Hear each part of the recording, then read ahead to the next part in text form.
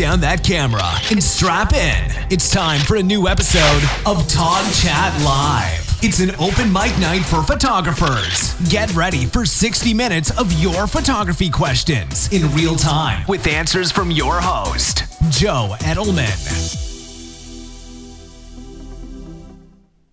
Hey, happy New Year, gang. How's everybody doing? Welcome to 2018 and what will hopefully be a great year for photography. So listen, gang, I really appreciate the fact that you are all joining me here on New Year's night. Kind of cool, huh? We got a lot of people here tonight already. Sven's here. He's been here for hours. You know how that goes. Ken's here. Katie's here. Mark, Gore, John Edwards, Susan. Ton of people. So do me a favor, gang. Number one, check in, say hi, let me know that you're here, let me know where you're from, and I have another request. While you're making your comments tonight, after you say hello, let me know, seriously, what is your New Year's photography resolution? But before you type it, be honest with yourselves. You know, don't type something that you know you don't stand a chance in heck of actually following through with it. What do you want to accomplish this year? I guess maybe that's the better question. We'll leave the word resolution out of it, okay? What do you hope to accomplish this year? What is your goal as a photographer this year? What's it going to be? Let me know. So anyway, gang, it's 2018, which means that we have a ton of opportunity ahead of us. There is a lot of cool stuff coming up for me that I have in the works for you. If you're paying attention, the intro is starting to change. The Nikon cameras are gone. The Olympus cameras are there. This guy showed up. Yeah, he was there. Funny story behind this. So for those of you that follow me on social media, I said that this was actually my wife's Christmas present. No, it wasn't. Are you kidding me? It's for me, okay? But literally, this company reached out to me. And so, you know, they were willing to make me a bobblehead. They actually wanted to buy advertising. And I didn't want to sell advertising. I don't want to, get into that. But I told them if they would make me a bobblehead, I would share the information for you guys. And so that's exactly what I'm going to do. So my bobblehead, which you got to admit, like, it's a pretty doggone good likeness here. I'm actually pretty impressed by it. It's made by a company called custombobble.com. And I'm going to paste into the chat window not only their website address, but also a coupon code. If you use the coupon code that's in the quotes here, don't use the quotes, okay? You can get a 20% off, excuse me, a 20% off discount. I have your own custom bobblehead made. And they're pretty cool. And I got to be honest with you, they were like really easy to do. I had to send them 3 photographs, a full-length picture of my bobblehead pose, and then a close-up of my face, and a profile of my face, and they did all the rest of the work. It's kind of pretty neat. So anyway, that is my bobblehead, and you will see them from time to time in my videos, of course, because I like to do crazy stuff like that. So they will show up along the way, I'm sure. Okay. Also, every week on TogChat, I tell you guys about the PhotoFlex contest to share your lighting. I'm going to be perfectly honest with you. In fact, let me switch back over here. I don't know if they're running it this week, but it's okay. If you submit this week and they don't run it, you'll still be able to win next week. Okay. So basically what you do is you submit 2 pictures. 1, a finished shot. 2, the behind the scenes picture. Here's the great part. You don't have to use PhotoFlex gear when you do it. All you simply have to do is show a finished picture and you show a behind the scenes photograph, and you can win prizes. They frequently give away reflectors, lighting mods, Muslim backdrops, which are kind of really cool. So in the chat window here, I am putting the link to the PhotoFlex Facebook page, also the email address that you submit your pictures to. It's tellus@promarkbrands.com. Okay, so one last piece of business, and then we'll get into questions, because we've got some really good questions lined up, and I know there's been a couple others that have been dropping into the chat window here, so I will go back and look for those. Okay, but I wanted to show you guys, I'm going to switch over really quick here. I'm making some kind of big changes to my website, and I want to let you know about a resource that I have here. If you are outside of the United States, only part of this resource will actually help you. I apologize for that. Over time, I do hope to expand this to a worldwide basis, but for now, part of this information is US based only, but it's going to be expanding. So some of you may know I used to have a website called modelingtip.com that had a lot of modeling information, a lot of modeling resources and that type of stuff, okay? Maintaining the two separate websites and all that stuff, it was just a lot of extra work and it was kind of confusing, etc. So when you visit my website, if you look up in the top of the website here, you'll see this link, resources for models. Now, literally this is under construction, so it's not finished, but let me show you what's here already, okay? If you click on that link, it's going to take you to a page in the website, and this will be kind of the inside homepage. So there's not much here right at the moment, but I'll show you how to find all the stuff that's on the website. But here's the big thing. If you are looking for a makeup artist, this is the one that I think is going to help a lot of you.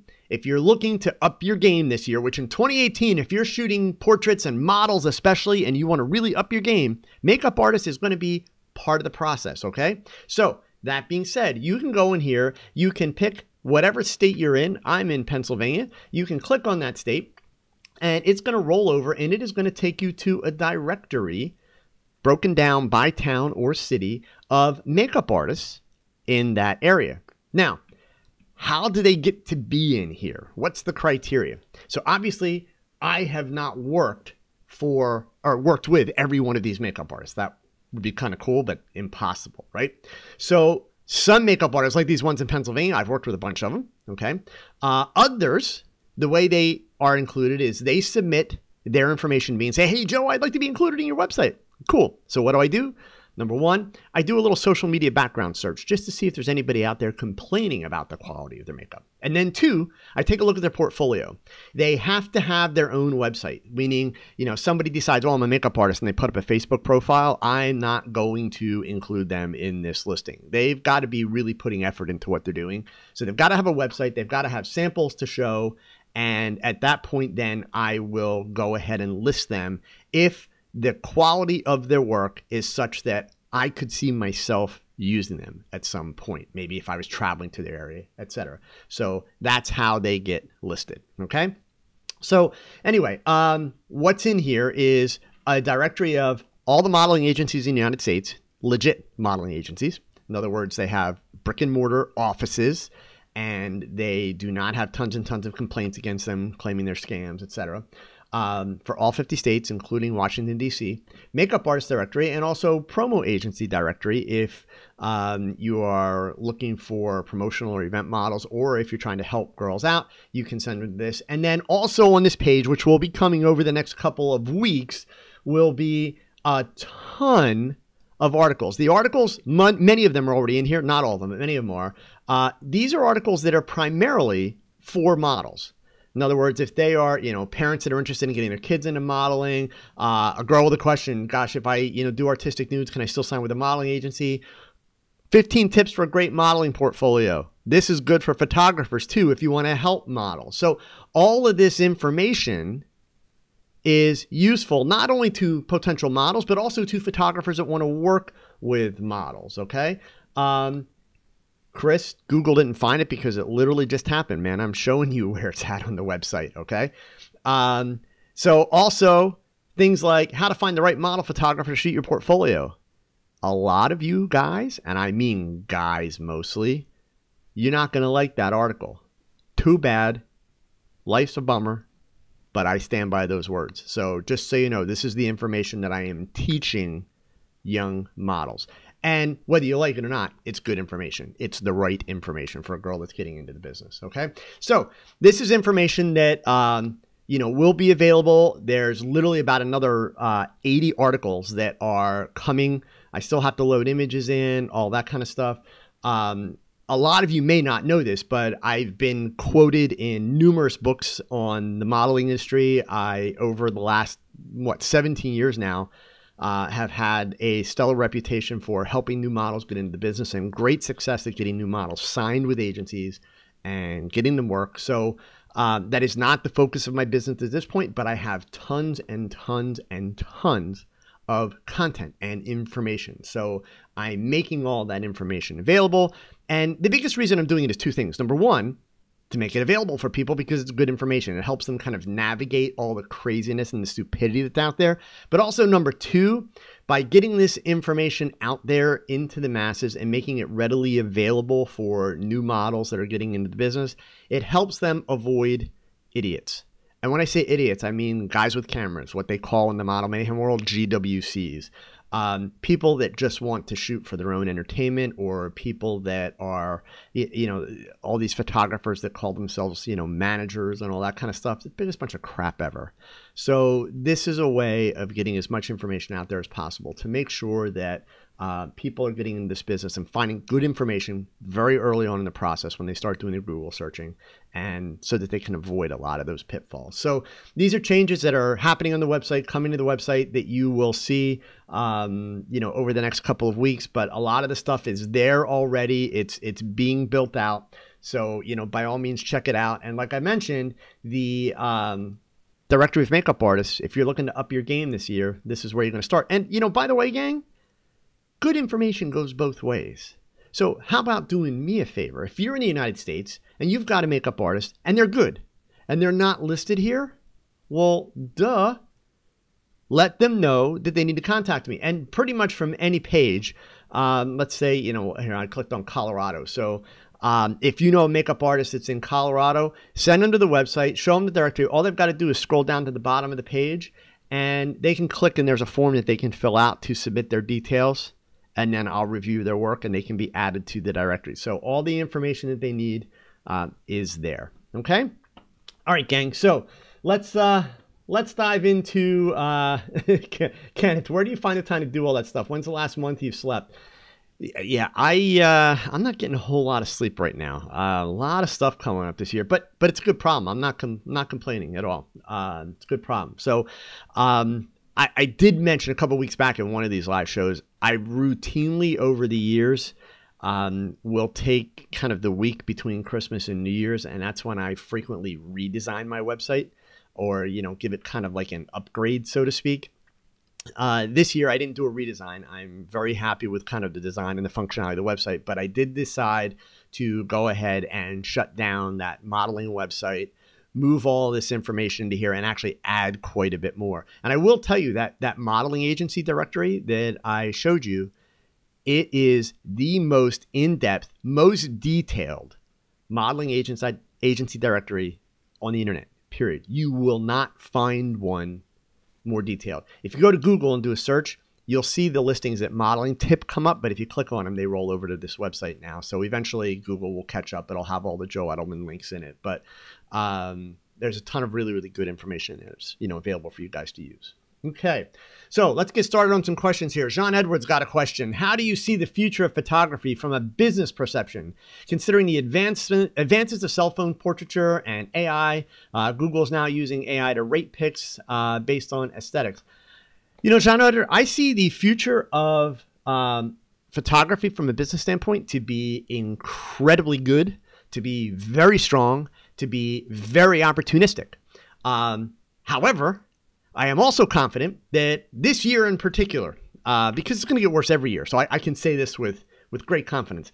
This year, we will hear more whining about the business side of photography than we've heard in decades. And we'll hear more the following year, and we'll hear more the following year. And here's why, okay? Photography is getting easier and easier and easier and more accessible to people. That's a great thing. But what happens is everybody then decides that they want to be a pro and make money, but they're not really willing to put in the hard work. So, there is always going to be a market for excellent photography. Excellent is the key word there. And, I'm going to be really honest. Don't hate me, but let's be practical. For most of you, if you're watching me on YouTube, you're not producing excellent work yet. That's not an insult. I hope you don't take it that way. I hope you understand the point that I'm trying to make. We can go back decades. We can go back to the 1970s when I started in photography. there weren't nearly as many photographers as there are today. And that's because photography wasn't as accessible. But even then, there were photographers that made really, really good money.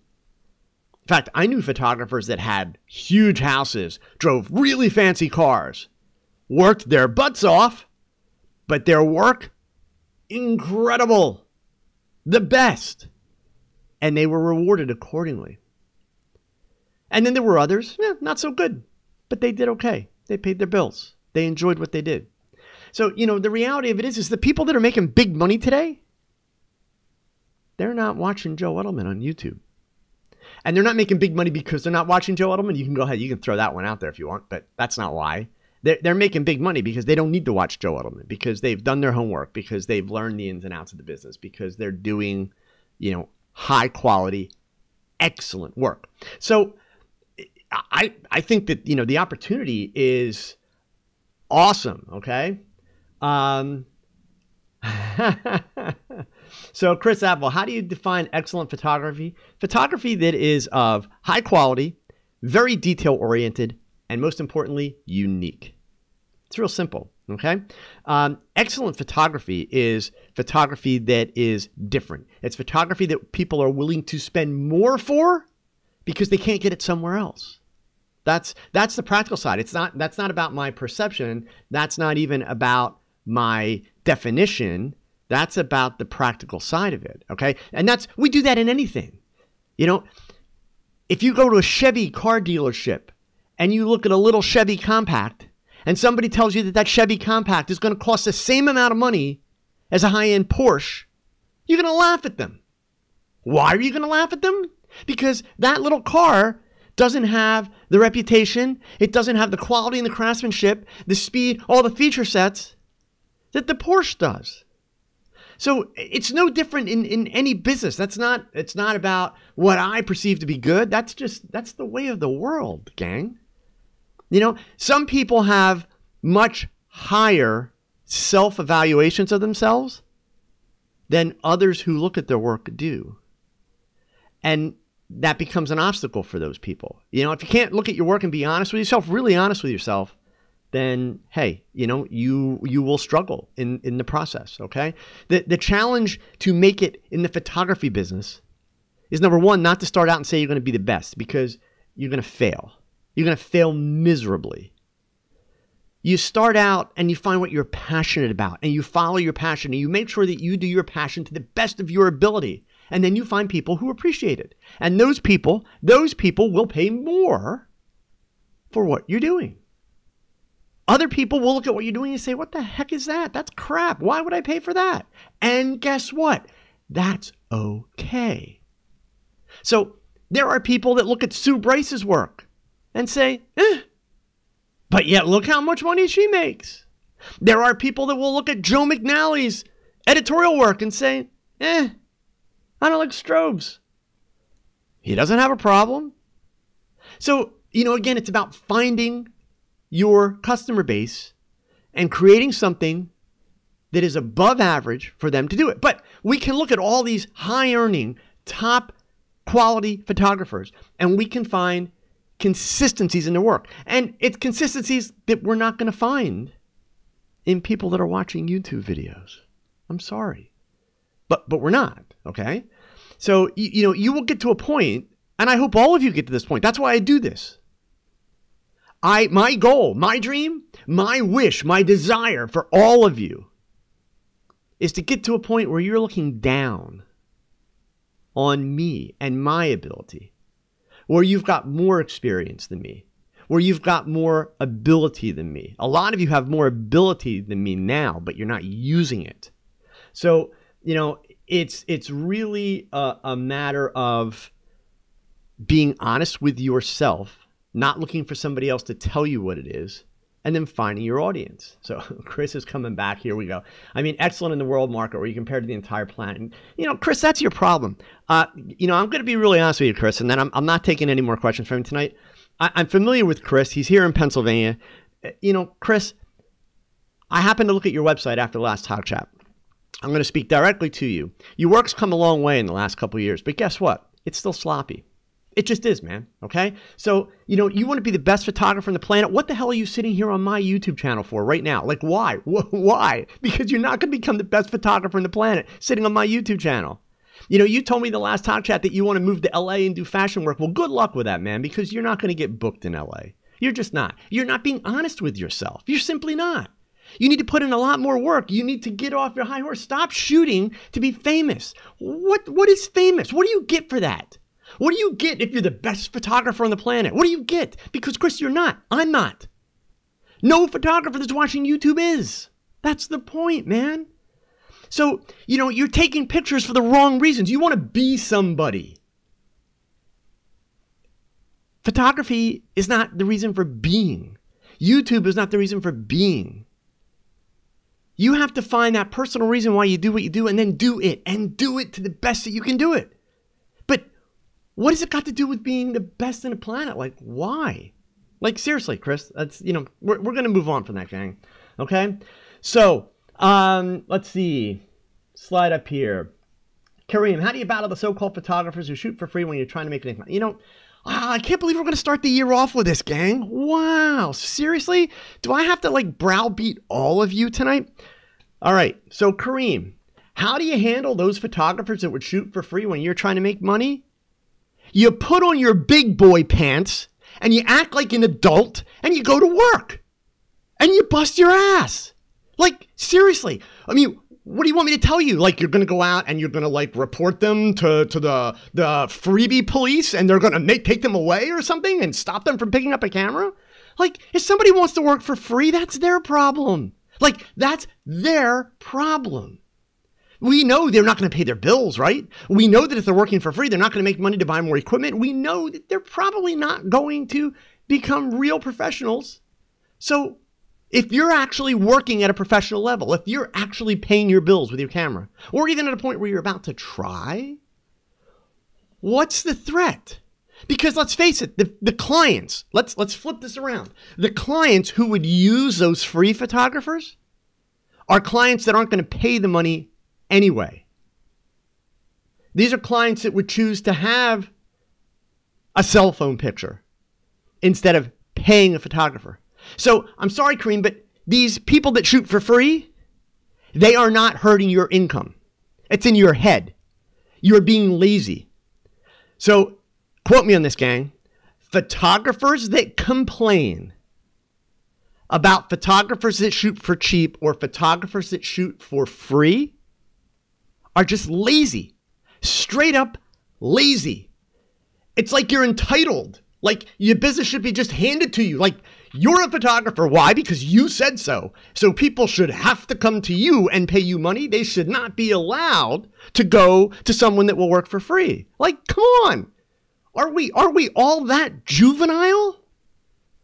Come on, gang. This is a big world. It's a big planet.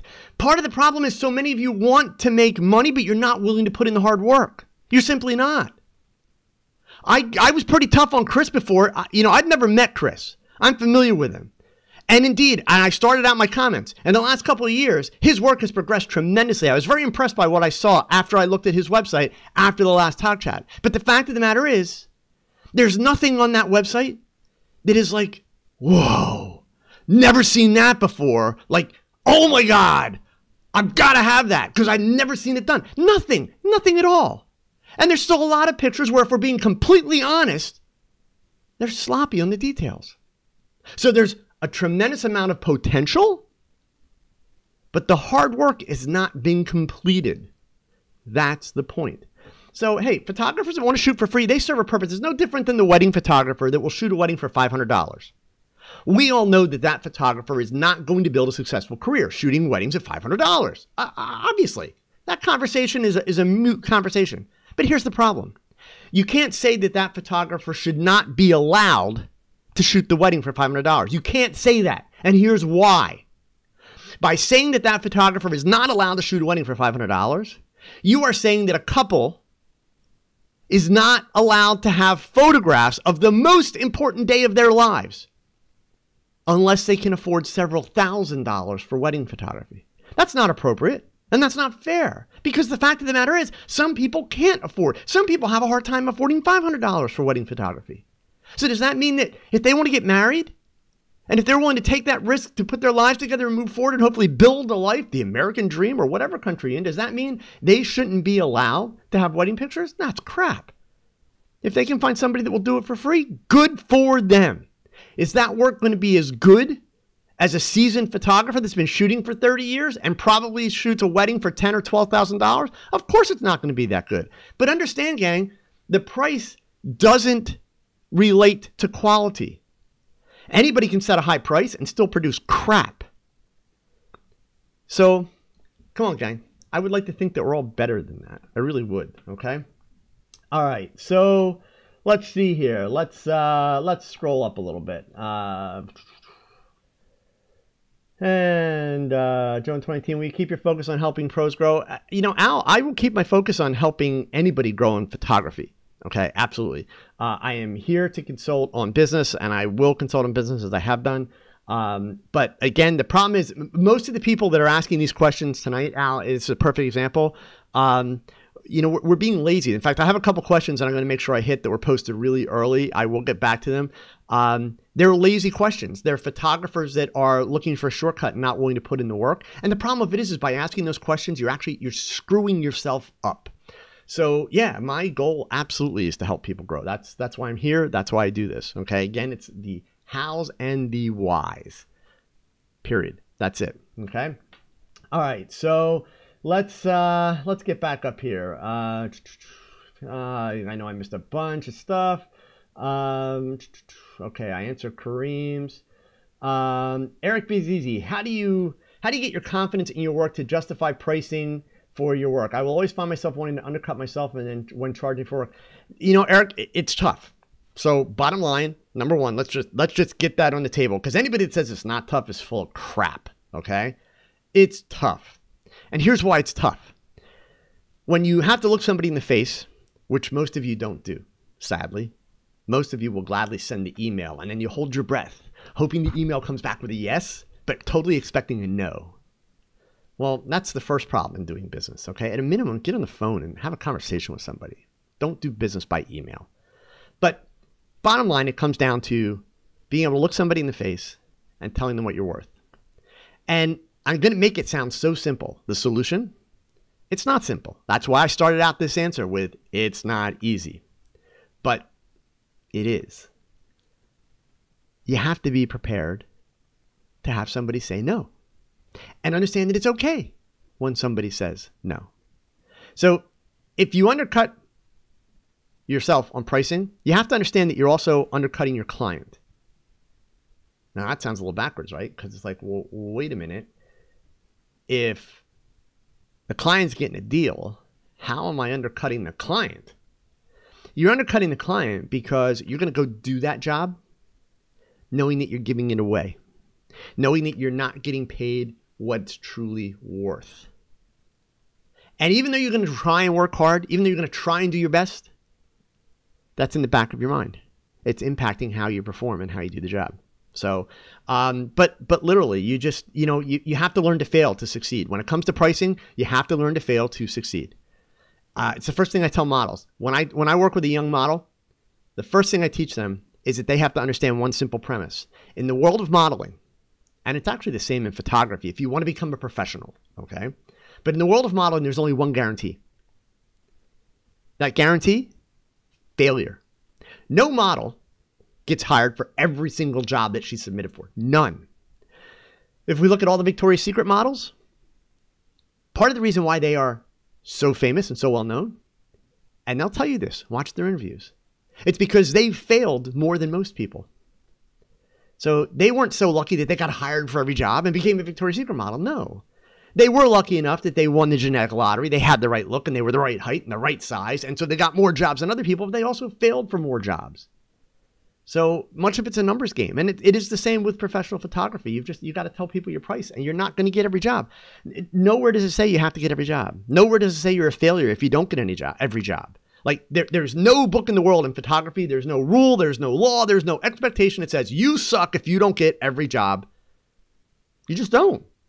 Right? So, yeah, that's one of those things you can't get yourself too hung up on that. You got to be willing to take that. Andrea, I saw your super chat go by and I thought it was a question, and I apologize. I did not get to it, but thank you, number one, so much for it. Let's see here. Agents here like a lot of the shots with a bit of background following your directions. I am thrilled to hear that. And you're going to be auditioning. Cool, to do Shakespeare. Awesome. I will look forward to hearing how that works out. But seriously, thank you for the super chat, Andre. I really appreciate it. Okay. All right. So let's scroll back up here. Eric got a honey badger. Awesome, man. Good for you. Good for you. You will enjoy it. Definitely a great strobe. So Vic, Joe is on fire tonight. Yeah, it's like, so here I have a mission for this year. Let's take a second here and let you guys, catch up, and I'll catch up. I have a mission here. Coke, there, first of the year. Not that they'll send me a check, but So last week, not doing TogChat and just kind of being able to take some time off for the holidays and that, I had a chance to really kind of do a lot of reflecting. And one of the things that I've always done in business is at the end of every year, I try to look back over the year and look at what went well, what didn't go well, and what changes do I need to be making, for the year going forward. So especially with this YouTube adventure that I'm doing, I'm going to be going into year 3 this year. So this is a big year for me in that my original business plan when I started this basically meant that by the end of this year, if I did everything right and if I planned correctly and I put in the hard work, that by the end of this year, I will earn more money this year, about 10% more than what I was making in my best year prior to starting on YouTube. So it was a 3-year curve to get there. So the good news is I accomplished that goal last year, but that doesn't mean, so I was ahead of schedule. That doesn't mean you sit back, and it doesn't mean that you relax. It means that you screwed up. It means that my business plan was wrong. I underestimated the potential behind what I'm doing. Now that's a good problem, but still, it means I blew it. So a lot of my, evaluation was, okay, what do I need to change? Where do I go? How do I work with things to continue to improve, to continue to grow? And one of the things that I've been finding that is a problem. It's a big problem. And so you guys, you're getting the tip of the iceberg tonight with it. But my problem is I'm realizing that I am in part a source of the reason why a lot of photographers suck. Literally. And that's because they're willing. And now ultimately, they're lazy, right? But what happens as a result of their laziness is they're willing to spend hours and hours and hours watching me or listening to me and other YouTubers instead of going and picking up their camera. You guys have heard me talk a lot at the end of the year about the idea that I feel very fortunate that when I was learning photography, there was no such thing as social media because the majority of my photography had an audience of 1. Things may have turned out very, very differently if I was expected to post every picture that I took on social media and then get all kinds of feedback, most of which is really obnoxious and completely inappropriate. But nonetheless, it might have been a different outcome. But fortunately, I had an audience of 1 for most of my photography. So it was up to me to be honest with myself and look at my work and say this was really good or this was really bad. And it was up to me to always want to do better. It was up to me to always push and force myself and work my butt off to improve. So now here I am because I have a conscience. I am 2 years into this process, about to hit my 3rd year. Things are going well. I want to keep doing it. I don't want to quit. But I also realize that I'm actually helping some people to fail. So if you watched the video that I posted this weekend on New Year's Eve about my top 11 videos from 2017 and my top 5, for the lifetime of my channel, I finished it up asking all of you to make a resolution and really a commitment to me. And you're going to hear a lot about this year. You will hear me push for this a lot this year. And you're going to see me put in a lot of effort trying to educate people how to ask better questions. Because already tonight, some of the questions that came in early were perfect examples of how not to learn. So I went into this YouTube thing thinking, okay, I had to become a really good teacher. I had to get really good at connecting with people and making people understand how to get better. And I realized it's not as simple as that, because what I've learned is, okay, I'm a pretty good teacher, but that's not enough. Part of what I need to teach people is I need to teach people how to actually learn. That's a challenge because it's different for different people. There's no, this is the right way. But what I'm learning in this photography stuff is that a lot of people really don't know how to learn, or they're just lazy. Okay. So, I'm asking for all of you very sincerely for the commitment that for every minute you spend watching me or watching a YouTube video by anybody, and I seriously doubt you'll hear the other YouTubers buy into this plan, but I hope they will. I really do. But for every minute that you spend watching a YouTube video about photography, promise me that you will spend 2 minutes with a camera in your hand. Whether you're reading the manual, learning more about the features of the camera, getting the feel of it, or whether you're shooting for practice, shooting an egg, shooting a mannequin, or out taking pictures, doing it for real. But if you're not doing that, literally if you're not doing that, you're wasting your time watching me. You're wasting your time watching any YouTuber. So many of you spend so much time thinking about photography and dreaming about photography, and yet you spend a fraction of your time actually doing photography. And then a lot of those same people will then complain about the folks that will shoot for free, or say that they want to be world famous and they want the whole world to know about them. So, Waxy Parsnips, what do I have to say to someone who wants to quit their day job and become a photographer? Work your ass off, man, and go for it. Why not? Again, if we want the easy out and the safe answer is run in the other direction. Why the hell would you want to become a photographer, right? Because everybody wants to be a photographer these days because it's so easy. But if you're good, and if you're willing to put in hard work, and if you know and understand it's not going to be a 9-to-5 job, and you know and you understand that you're going to be responsible for your own health insurance and everything else, if you're willing to assume all that responsibility and you're not afraid of the work that's going to be involved to do it, go for it, man. Why would you not? Follow your dream. Absolutely. But understand that the best things in life, gang, oftentimes the things you have to work the hardest for. You just do. But that's not bad. Where did it ever get written that said work has to be bad? Follow your passion and you'll never work. I haven't. And I have no guilt over that at all. Okay? So let's see. Steve Wilkins, I completely disagree with you. I believe that you are the reason I'm having success. I analyze the HOWS and WHYS photography. I think about photography daily. And Stephen, but yeah, if you're having success, you're getting out there and you're shooting. And I'll tell you right now, if you are not shooting as much and as long as you're watching me, then you're not having as much success as you could, Stephen. You simply couldn't. Okay? Period.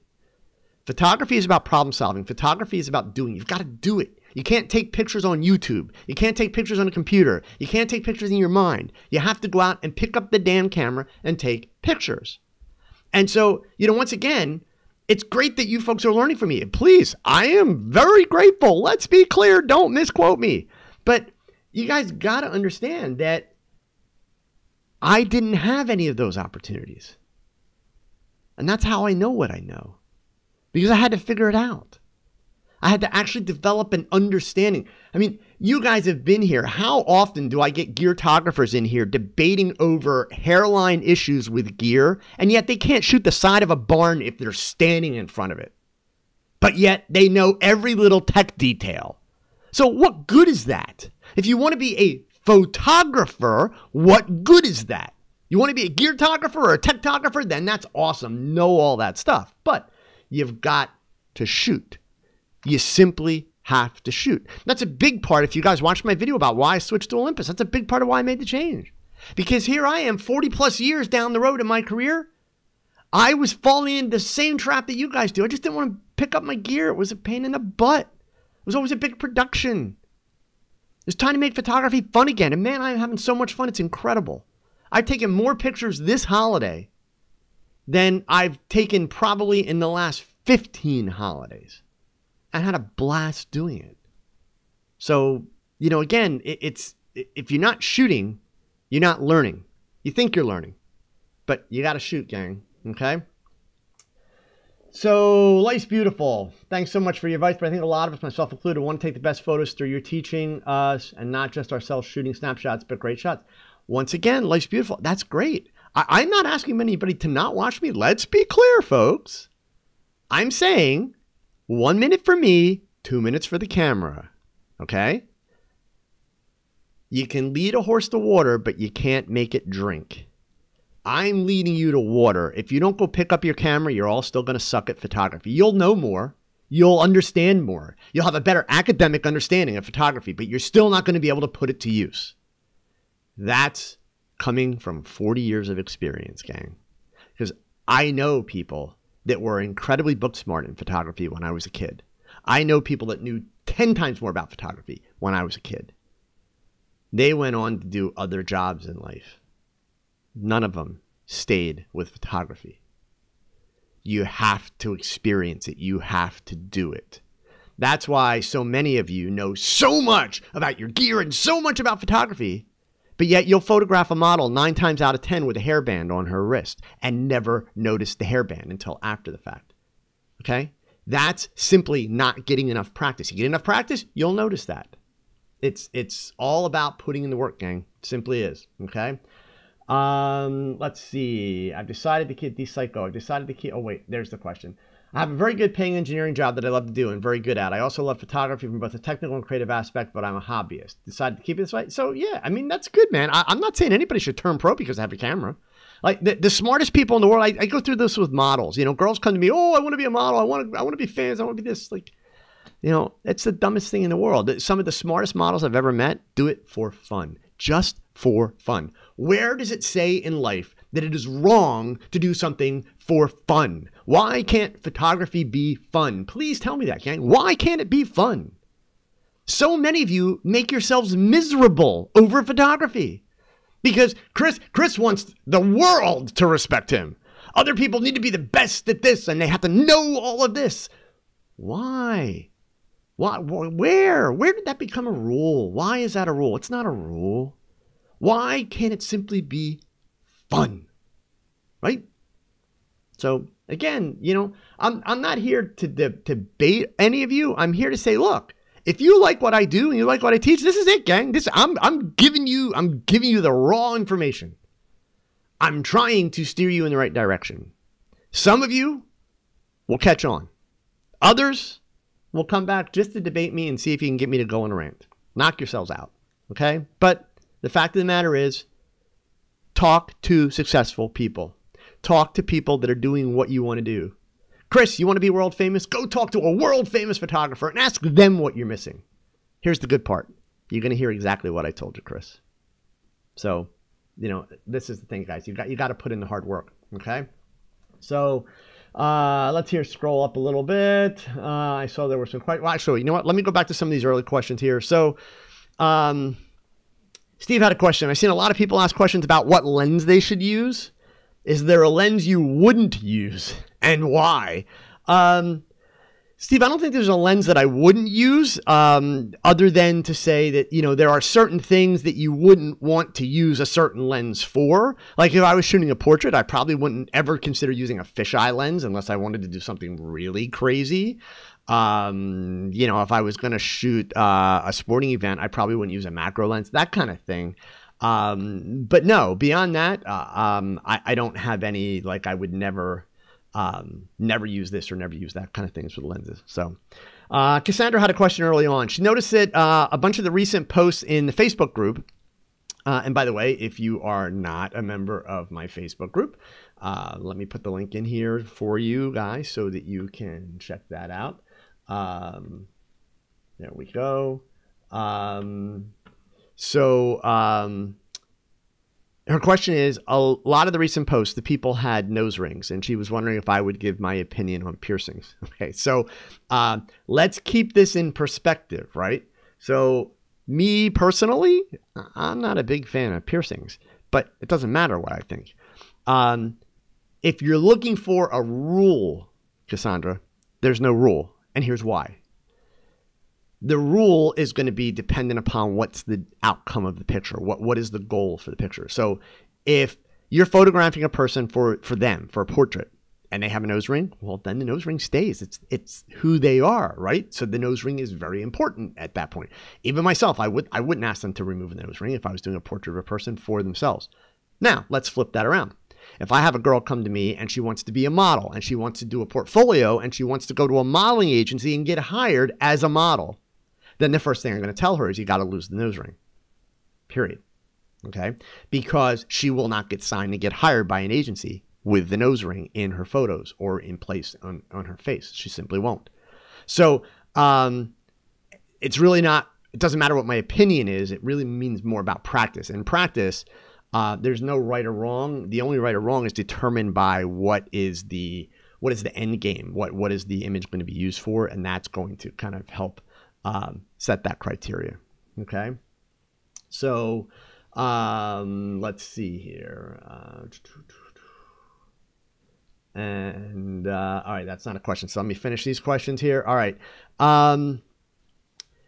Kirsten, have you ever done anything really silly on a shoot? For example, today she thought that one of her honey badgers had bit the dust, only to find out that she hadn't taken the protective covers off of the front.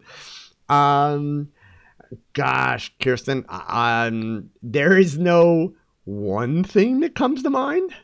Over the years, I've done plenty of things. I mean, back in the film days, the most common dumb thing that a photographer would do would be to do a shoot without putting film in the camera, because it was really easy to miss that. If you weren't disciplined, it was really easy to miss. You know, you think you had to roll film in the camera, you picked up, you take all these pictures, and, you know, nothing would happen. And there were two cues, always. There were two cues to let you know that you had film in the camera. But one, you had to make it a point to actually check it. Like, so it's, you know, that had to be part of your workflow to remember to check it. And that was the rewind dial. You just had to simply see if it turned. If it was turning, that meant the film was being pulled out of the cartridge. So when you would advance the shutter, if it turned, you got film in the camera. But if you don't check, then you don't know. The other one is very subtle, and that is that with most cameras, most film cameras, when you would advance the shutter, there was a little bit more tension, because keep in mind, it's like a ratcheted system.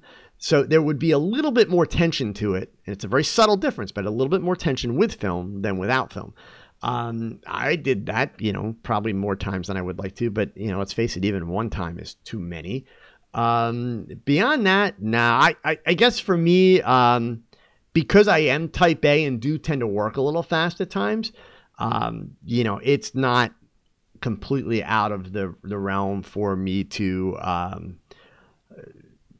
you know, not have something set properly, or to set something in the wrong place, or to do a test shot and the exposure is just completely out of whack, that kind of stuff. And I'll just kind of make light of it. I mean, obviously you guys see me on here. I'm fine with the self-deprecating stuff. I will, you know, I'll joke at myself when that happens. So, yeah, so I mean, that's, I think, just part of the process. And in that sense, you kind of have to not make your, you know, not take yourself too seriously in that regard. Okay. And that's part of how you keep the fun in the whole process. Okay. Let's see. Lover guy here. Question about using gels in a background. I was using a red gel on a white Savage paper backdrop and it looks washed out. Should the backdrop be gray or black? Okay. So before somebody posts the link to some video that was done recently by some other YouTuber that I will delete if it gets posted, the challenge with this question, lover guy, is there's no right answer. Meaning, can you turn a white background red with gels? Yes. Can you turn a gray background or a black background red with gels? Yes. So now the problem is, going back to your question, well, then why didn't it work for you? And which is better? So if I say it's better on gray, I'm giving you a wrong answer. If I say it's better on black, I'm giving you a wrong answer. If I say it's better on white, I'm giving you a wrong answer. Part of the problem is I don't know what your situation is. I don't know what your lighting setup was. I don't know how close you were to the background. I don't know how many lights you were using, how small the space was, yada, yada, yada, yada, yada. But I can tell you this. If your white background with the red gel was washed out, it was for one of two reasons.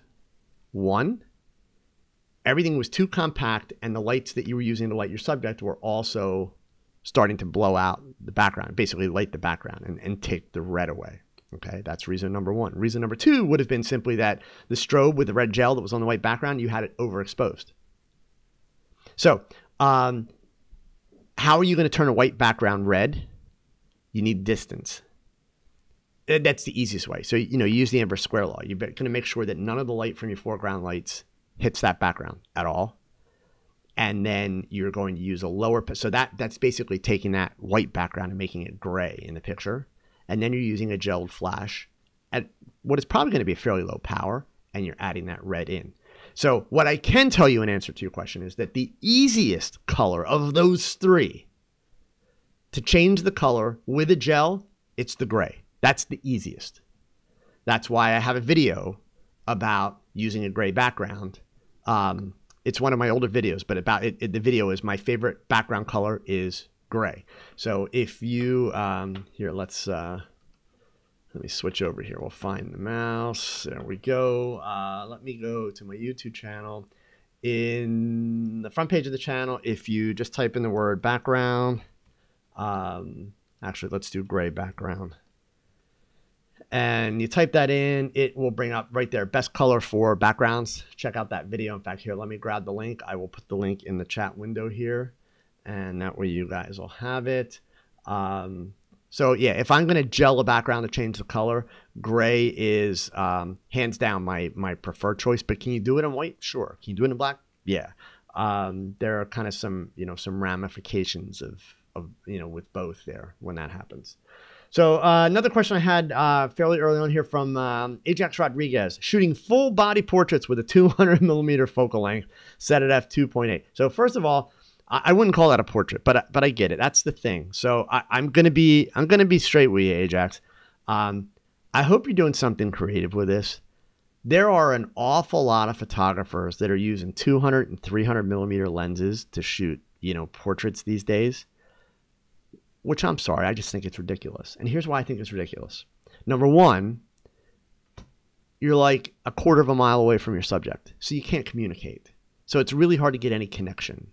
And the reason they're doing it is they want that soft, creamy bokeh in the background because they don't know how to get bokeh any other way than using the longest lens they can possibly find and being a quarter of a mile away from their subject, which is pretty stupid because there's a lot of different ways to get the bokeh. Okay? So that being said, I'm hoping you have a better reason for using your 200 millimeter 2.8 than because everybody else is doing it, because then I have to call you a zombie photographer. And you know how I feel about that. So that being said, your question, shooting full body portraits with a 200 millimeter focal length set at f2.8, your focal point square in the viewfinder covers the eye, the nose, the side of the face. That would be because you're like 30, 40, 50 feet away, right? But that's why. How do you nail the focus on the strong eye at such a far distance so that it's tack sharp? So first of all, you do realize that even at 2.8, if you're 30 feet away, you have enough depth of field to get both eyes in focus. You simply do. Don't take my word for it. Go look at a depth of field chart. So the fact that you're asking this question, Ajax, it says to me, number one, that you don't fully understand depth of field yet. So there's the first part of your problem, man. Okay? You're asking for a solution to something that you don't understand. What you need is you need to go back and you need to understand depth of field. You need to understand the 4 ways that you can control depth of field. And until you understand those 4 and how they interact, you're not going to get this. And once you understand them, you still don't get it. You got to go out and do it. You got to go out and solve the problem. So the way you're going to solve that problem is if you want to be that zombie photographer that has that blurry background, that super blurry background for the portraits, like all these other guys are doing, like they shoot at 200 to 300 millimeter at 2.8. If you want to be that guy just like them, cool. But here's how you really learn. Go out with your 85 millimeter and get the same depth of field because you can. That's the problem. You're not understanding how to do all those things, okay? So when it comes to depth of field and blur and backgrounds and all that stuff, there's more than one way to skin a cat. That's a phrase, okay? But in terms of what you're asking for, a 200 millimeter lens at the kind of distance you're working at to get a full-length shot at f2.8, there's enough depth of field. If a person goes like this, okay? There's enough depth of field to get both eyes in focus. So if you're not getting both eyes in focus, you've got another issue going on. So, but again, don't take my word for it. Look at a depth of field chart. So you have more than 3 inches of depth of field at that distance with a 200 millimeter. So that's really kind of what you gotta work out there. Okay. Christian, do you have any tips on how to deal with being nervous before a shoot? You have a shoot coming up next week with some friends and you want a few pics to celebrate becoming a couple and you're crazy nervous. And David's got one too. I deal with this a ton. I find communicating and sharing ideas with them to be the cure for me. Get everyone on the same page and excited. Yeah, I mean, guys, don't overthink this. Like, I don't want to sound insensitive to this question. This is a very fair question, but don't overthink this. You got to just jump in, okay? Because here's the problem. Like, a couple months back, if you guys remember, because I had people trying to stoke the fire in here. Peter Hurley came out with an app, like an iPhone app of Hurleyisms, so that you could be just like Peter and you could, stand in front of people and yell shebang and all that stuff, whatever. Okay. And that was supposed to make your headshot photography better. Okay. Here's the problem with that. And this is psychology. So this is not Joe's opinion, guys. It's just science. This is actually real simple psychology science, okay? At the time, I told people that I thought it was a really bad idea for them to go out and get this app and do what Peter Hurley does, because you're not Peter Hurley. And I don't mean the quality of your photography. I mean your personality. If you've ever met Peter Hurley, I mean, if you ever watch his videos, but if you ever met him, he's a tall guy. He's a guy that walks into the room. Everybody knows he's there. He's loud. He's boisterous. He's very confident. So if you're not that guy, just saying the things that he says, that's not going to make you that guy. That's his mojo. You got to find your mojo.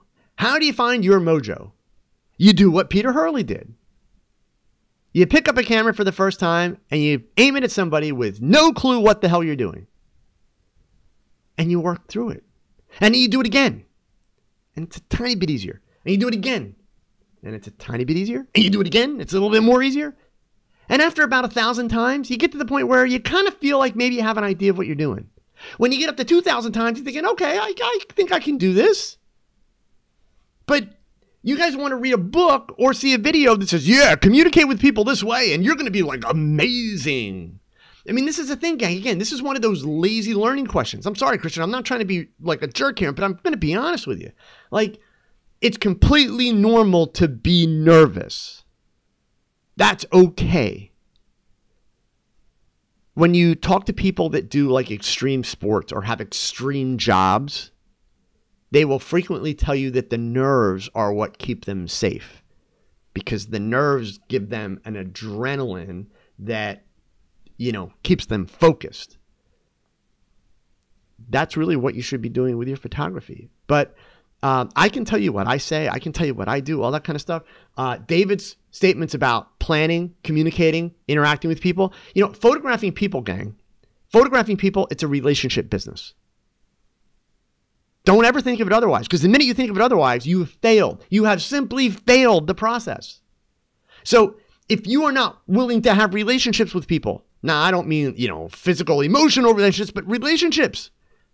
Photographing a person is a relationship business. So that's what you guys have to practice. That's what you guys have to work on, okay?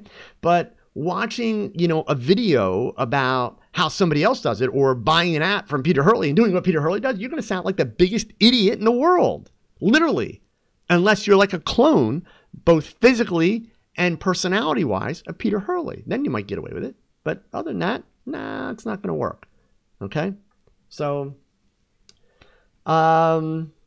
Ajax, yeah. So, the 200 millimeter thing, man, it's cool here and there, but where my beef with it, I'm going to be really clear. My beef with it now is like everybody's doing it for somehow, and I'm not going to name names because I like and respect a couple of guys that are really into it.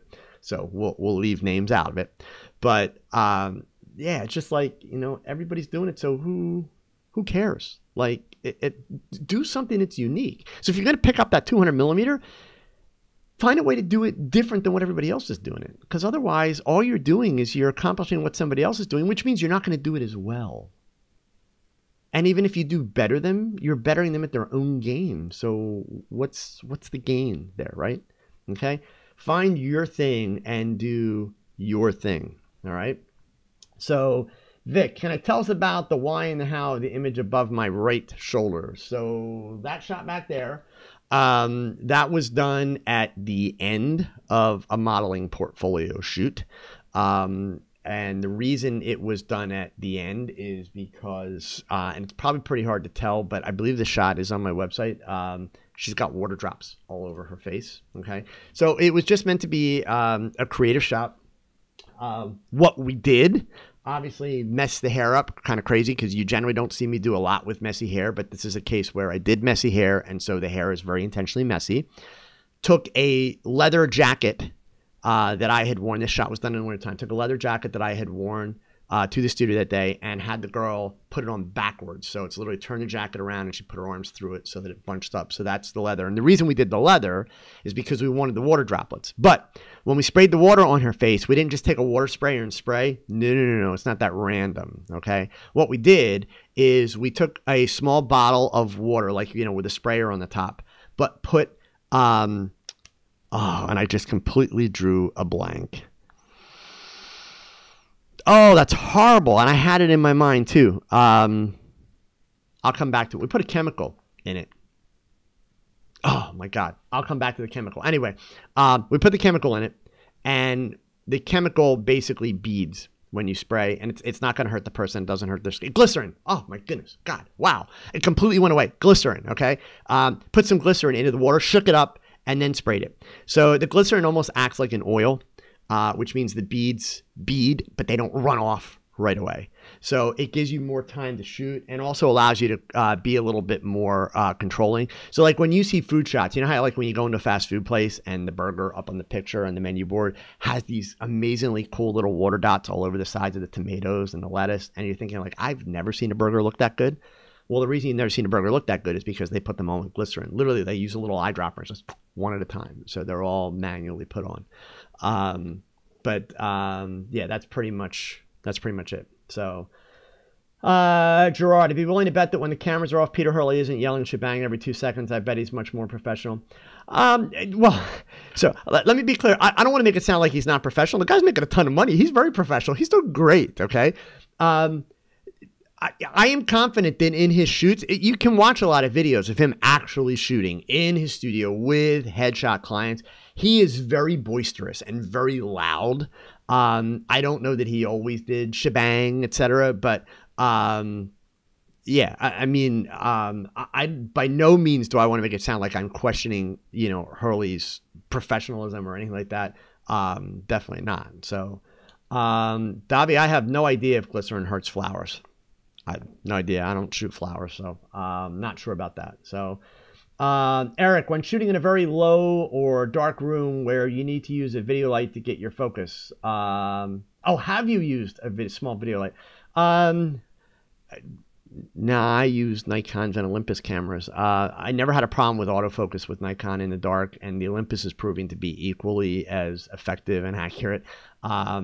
I know even in my studio here, when I've done small workshops, people come in with Canon cameras and even with the Sony cameras and their autofocus hunts. Now that was older Sony cameras, so, but you could use a small video light. I mean, there's absolutely nothing wrong with that. It's a good problem solving thing. A lot of cameras have like little infrared trackers that you can turn on that also help the autofocus.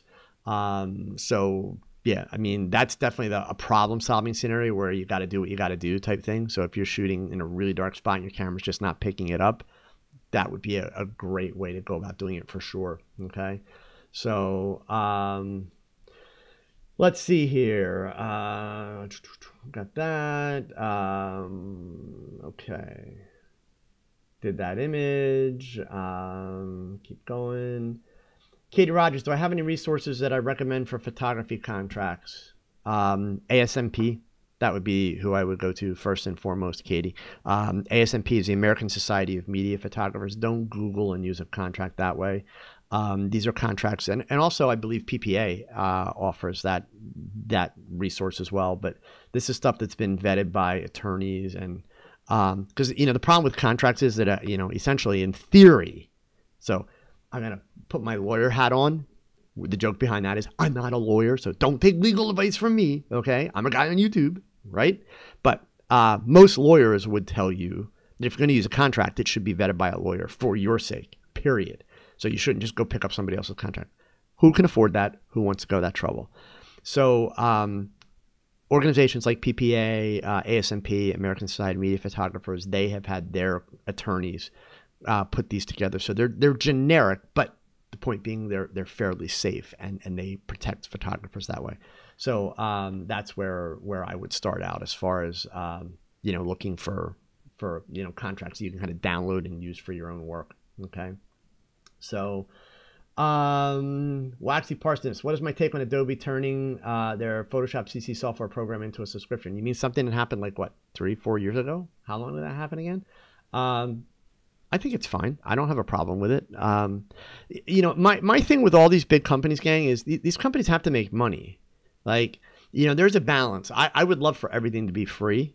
And you guys know there are quite a few companies like Westcott, that I get on their case all the time about how much they charge.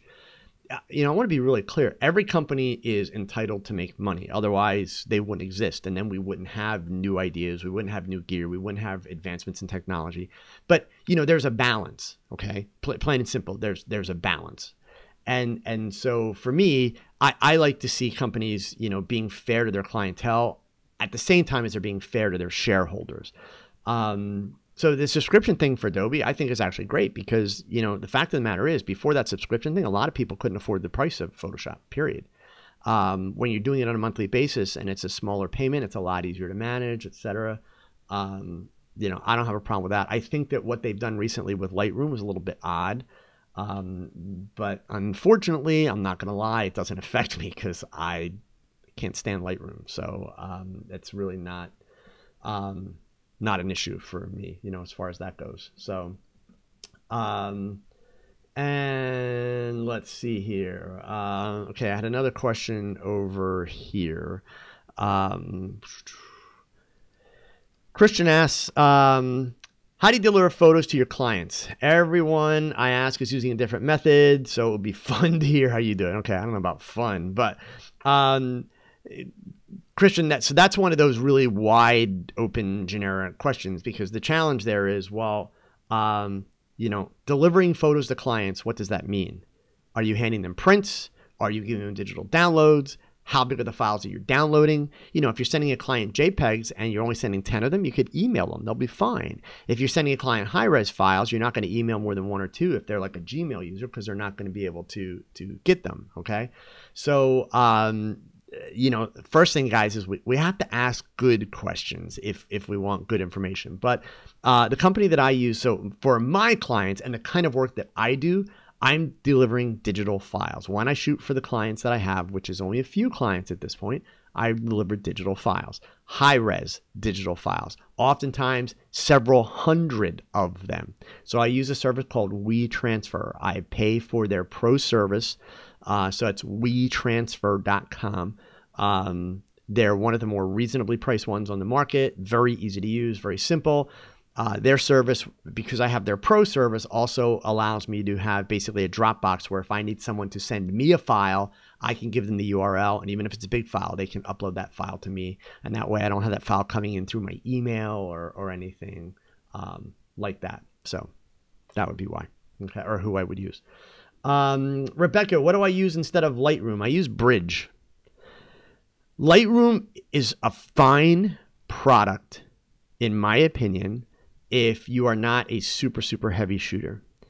If you do a lot of shooting, the catalogs get too big, everything slows down. I have a filing system that has worked for me digitally now for going on 18 years. And I can find any image that I've done in the last 18 years in under 3 minutes. Not a problem. Okay, super easy to do. So Bridge is basically Lightroom without the develop panel and without the import-export. And then what happens is from Bridge, you open it up in Photoshop, but in the way, if it's a raw file, as soon as you say open in Photoshop, it opens the image up in Camera Raw if it's a raw file. The Camera Raw plugin in Photoshop is the exact same piece of software as the develop panel in Lightroom. So basically, you know, and by the way, Bridge comes free with Lightroom. When you install Lightroom, you install Bridge all at the same time. So, yeah, that's what I use. I just, you know, I will at some point, eventually, I know a bunch of people have asked for it. I will do a video about my filing system. Here's the reason why I'm in no hurry to do that, guys. I'm not going to lie to you because I know a lot of you have asked about that. The minute I do that, that's one of those videos where every idiot is going to pound his chest. Well, that's really dumb. I do it this way. Well, I do it this way. Well, I do it this way. And you know what? I don't care. I simply that stuff is exhausting. It's no different than I posted my video about why I switched to Olympus. I didn't trash Nikon. I was honest about my feelings about Nikon. I talked about why I did it. And there's an underlying moral message to that video. And yet that video got over 800 comments, people pounding their fists about what sensor size is better and this and that. That is not why I got into doing this YouTube stuff. That is not why I teach. I have no time or patience for that. So, and that's me whining. So I apologize for me whining, but that's the only reason I'm not rushing to do that video. When I get to a week where I don't have something queued up and I need to get a video out quickly that's not going to take a lot of production, I'll do that video. But there's no rocket science behind it. It's real simple. And that's exactly why my system is so simple that, you know, all the tech photographers out there are just going to have a freaking meltdown and they're going to have to pound their fists about why their method is better, yada, yada, yada. So, Roman, switch to AC/DC Ultimate to replace Lightroom. Yeah, you know, I actually used AC/DC back in the day before Bridge came out, and it was great. The problem at the time is that AC/DC was not really advancing and actually starting to slow down because of the file sizes, but I know they've made huge improvements since. So, yeah, AC/DC is definitely, you know, definitely an improvement. Adam, are you using Olympus gear for paying clients yet? And if so, are there any discussions regarding file size? Adam, I'm using Olympus gear for everything I shoot, man. It's all I have, okay? Yes, I've done client work with it. In fact, I've mentioned that in a couple previous videos. I have done client work with it. I have no problem. I've been showing stuff on YouTube, on social media. Yeah, no problem. I've never, ever in my entire 42-year career had a client ask me about what the resolution of my camera was or what the file size is. Ever. In fact, literally only one time in the last 15 years. True story, gang. So a lot of you will get a kick out of this. I had a client contact me. This was a trade publication. They were based out in Chicago. They needed a photographer to do a shot for their magazine cover. It's a trade magazine of two executives from a drugstore company, Rite Aid drugstores. They needed a picture of these two guys standing in front of a Rite Aid drugstore. And so the woman calls me. She goes through the whole thing on the phone. Sounds like super easy. I can handle this. No problem. We get to the end of the conversation. She's like, one catch. I'm like, yeah. And this was probably 7 years ago. She gets to the end of it. She says, one catch. I'm like, and I thought it was going to be like I need it tomorrow or something. You know, she's like, it has to be shot on medium format film. And like, I paused for a minute and I'm thinking, you got to be kidding me. Like, I haven't shot film in about 12 years. So I don't own a film camera, which of course I could go rent a camera, right? I don't own a film camera. But the bigger problem is, you know, and this is all happening in real time in my head. You know, you've got to be honest with yourself. I haven't shot film at that point in like 12 years. I was most afraid of exposing the film properly. In other words, you know, making sure, because metering film is different than metering in digital. And of course you can't chimp. You can do Polaroids, but it's not the same. So, and it'd been a long time. So you lose a lot of the nuances. There's a lot of little nuances there when you do that all the time that you learn. Those are gone for me. So they had a pretty good budget. So finally, you know, I thought this through for a second. I said, yeah, I can do it. You know, you'll have to pay rental fee for the camera because I'm a digital shooter at this point and I will need a tech assistant. And you're like, sure, no problem. So what I did at that point, I contacted a fellow photographer that I know, and I know still shot film, both medium format and 4x5 sheet film. And I literally hired him to be my assistant for the day. And this was a real simple setup. So basically what his job was, he drove to the location with me, helped me set up a couple lights. That was no big deal. I could have done that myself. I did the shot with 2 lights and then ambient light. So that was simple. But his job was load the film into the camera, do the test shots, meter it, and basically hand me the camera ready to shoot. So he was hired for the purpose of making sure that I exposed the film at the proper exposure. That was it. And it worked out fine. Client paid, for both the camera rental and, film processing, all that stuff, paid for the assistant. But that is literally the only time I've had a conversation like that with a client, Adam. At the end of the day, your clients don't care what gear you're using. Now, that's not to say that from time to time, especially if you're doing commercial advertising work, it's very possible in that realm that you'll have a client come to you and say, but I need it to do, I need it to be this resolution or that resolution. That's certainly very possible. Okay. Back in the film days, I had an advertising client come to me and say, hey, I need 4x5 sheet film. And I went out and bought a 4x5 camera to do it. I've told that story before when I did the food shooting. That's certainly a possibility. But in terms of like portraits, weddings, people pictures, that kind of stuff, nobody's ever going to ask you about your camera resolution unless they're into photography.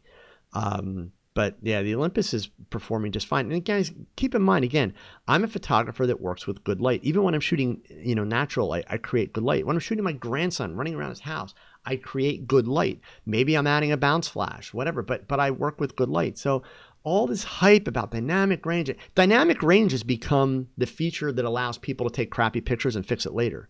Like if you listen, and I'm not going to name any names because a couple of these are guys that I like and I respect, but if you listen to them closely on their videos and when they're doing their live streams and the way they talk about dynamic range, literally, do the math. What they're doing is they want dynamic range so that they can take shitty exposures and save it in Photoshop. God forbid, just get it right the first time. Get it right the first time, and it's not a problem, right? So, that's why this switch to Olympus has been much less of a big deal than people think it should. Like, I think everybody's like waiting for me to say, but it doesn't do this. No, it's great. It's a camera system. I switched because I love the size. I love the weight. I actually love their menu system. I heard so much bad stuff about the Olympus menu system. Found out afterwards, apparently that was some of the older models. I think their menu system's super easy. It's very easy to understand. It flows well for me. I love the customization abilities of the camera. Yeah, it's been working out great. But I've had no problem with the client work that I'm doing whatsoever. Stuff's not being used on billboards, so it's not a problem. Okay. Waxy, have I ever used ND filters while shooting outside? I have not. In fact, I don't even own one because I don't have a need for it. Period. I would use a polarizer from time to time, and I do have some polarizers, but yeah, I don't have much of a need for it. So let's see. I saw something else. Rebecca James, have I ever used alien skin? Years and years and years ago. When it first came out, I haven't touched it since. I really couldn't speak to it. Understand that most of those programs, and I don't mean this in a bad way, but most of those programs, essentially what they are is you're paying money to have a shortcut to do something that you could already do in Photoshop. So, and what I find is that a lot of people buy those things and they do like one click. It's like using Instagram filters. They spend all that money for like alien skin or, any of those others. There's a bunch of them out there. And then they use the one click presets. It's like, really? Like, come on. That's not being creative. That's just like, you could have done that in Instagram. So again, if you're really using it for good stuff, then sure. But, the key for me with all those programs is you've got to actually put in the time to do the modifications, not just use the presets. So, Kirsten, dynamic range correction is like auto tune and auto recording. Yeah, kind of. And, the thing of it is like, dynamic range is important. Like I want to be clear. I don't want to minimize the importance and the value of dynamic range. No. It's very important, very valuable, but not in the way that so many photographers are using it, and I hate to sound like the old fart, but it's a lot of younger photographers that, have this kind of very cavalier attitude towards it. Like, oh, well, yeah, it's like I can have really crappy lighting and it's going to make the picture look decent. But the worst part of it is when you do that, at least in my opinion, and I'm the old guy, so what do I know? But, their pictures actually don't look that good. In the situations where they're bragging about how they had really crappy lighting and they used, dynamic range to bring out the shadows and bring out the highlights, the images look oddly flat. And frequently what they do is they run a bunch of presets and tone them, and it's like, oh, that's going to make it look cool. It's just not my thing, and so I respect the fact that they like that, no different than the people shooting portraits with 200 millimeter and 300 millimeter lenses. Hey, if you're really into that, then knock yourself out. Don't listen to a word I'm saying. But if you really want to establish yourself with something that's unique and different and do your own thing, then do your own thing, right? I mean, and at least understand you're not doing your own thing. You're doing something that some guy on YouTube does. And you notice I've never encouraged anybody. And you guys know that I'm a big fan of Gavin Hoey. Huge fan of Gavin Hoey, okay? Gavin does a lot of these really cool shots in a small studio space like I do. He puts them out as tutorials, take you through the step-by-step. And then I see so many people go out and they try to replicate it like step by step by step by step by step. And while there's some value to that, don't get me wrong, there's some value to learning that way. The thing that's disappointing is that nobody ever tries to tweak it. Like they don't take what he did, but then add something. Their goal is just to do what Gavin did. And guess what? It's never as good as what Gavin did. Not because Gavin's better, because Gavin gave you every single step and said, do this, do this, do this. But they didn't do anything to make it their own. To me, that's not fun. And that's a big part of where you guys are, kind of hearing some of my pushback on the amount of time that people are spending on YouTube and the way people are using YouTube. You definitely have to, you got to make it your own. You got to find a way to own what you're doing. Otherwise, you're just reprocessing somebody else's stuff. So, Linda, my new resolution to finish on time. Clearly, that was not my new resolution. No. But we're going to wrap up momentarily. YTTB 1967. How about shooting portraits with polarized filter on lenses? No, like, why would I? What's the point? That's just extra work, and I see no reason for doing that. Now, if you're going to tell me, it's to make the background dark and high-speed sync and all that, yeah, if you're into that, that's fine. But no, I don't want to work that hard. For me, photography is about the experience with my subject. And oh, by the way, I get a cool picture when I'm done. So remember that. When you're listening to me, if you're trying to learn from me, for me, photography is about my experience with my subject. First and foremost, that's the number one important thing. And then when I'm done, I get a picture. That's what makes it cool. Okay? All right. So listen, gang, Sean over, you can do the file video for Patreon. Yeah, maybe at some point, but again, I don't think you guys sometimes realize just how much work it is. And I'm not asking for, a pat on the back here, but how much work it is to get these videos out every week.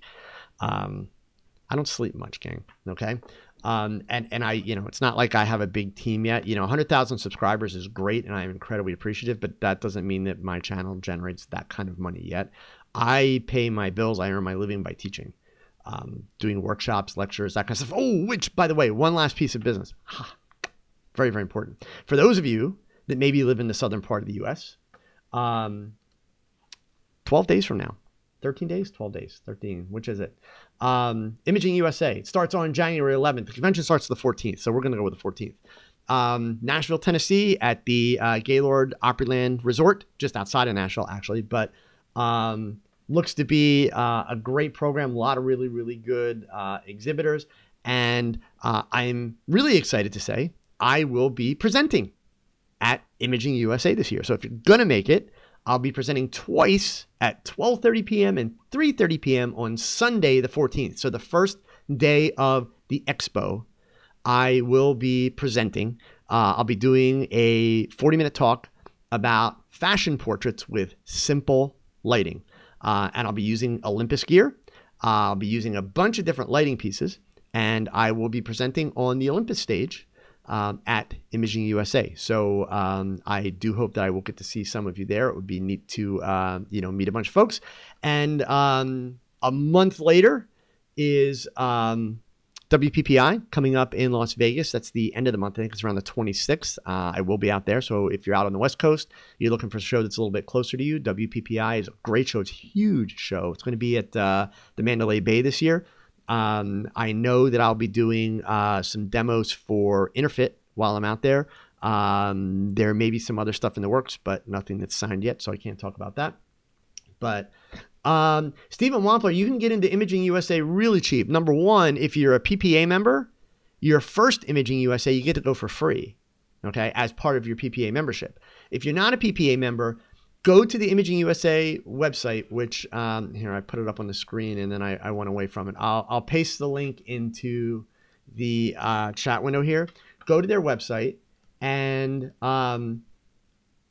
look at the exhibitor list and then follow the links to a lot of the exhibitor websites. A lot of the different companies that are exhibiting, they give away free expo passes to be able to attend. So yeah, it's always easy to get like free passes into the convention portion, the expo part of Photo Plus, Imaging USA, WPPI. You just gotta, you know, hit up some of the different manufacturers and you'll be able to find stuff. Okay. All right, gang. So listen, thank you all for hanging out with me tonight. I have a feeling that I did miss a bunch of questions along the way, and I apologize. But hey, you guys know where we're headed this year now, and you know what my goal is. So if you were here for the full almost hour and a half, that means you owe me 3 hours. 3 hours with your camera this week. If you don't get in the 3 hours with your camera this week, please take next Monday night, and that's at least another 90 minutes, and go use your camera. Don't watch TogChat.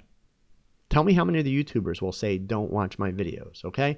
I want to help you guys. I want to see you guys grow. I want to see you all be better than me and more successful than I ever was. You're not going to do that watching videos. You've got to get out there. You've got to pick up that camera. You've got to take pictures. So 2018 is the year to actually do photography. Not think about it, not watch about it, and not learn about it, because you will learn while you're doing. So you've got to pick up your cameras. You've got to pick them up. You've got to use them. You got to shoot. You got to suck. You will succeed after you suck. Period. All good photography is about problem solving. So, gang, listen, get out there this week. Take lots of pictures. If you remember my Facebook group, I'll be doing live check-in tomorrow night. Do a couple photo reviews. If you are a member of my Patreon community, we'll be doing our Friday Zoom chat. And there will be a video later in the week. And TogChat next Monday. So, in the meantime, gang, whatever you do, please remember these words. Thanks for watching another live episode of TogChat. Now go pick up that camera and shoot something, because your best shot, it's your next shot. So keep learning, keep thinking, and keep shooting. Adios.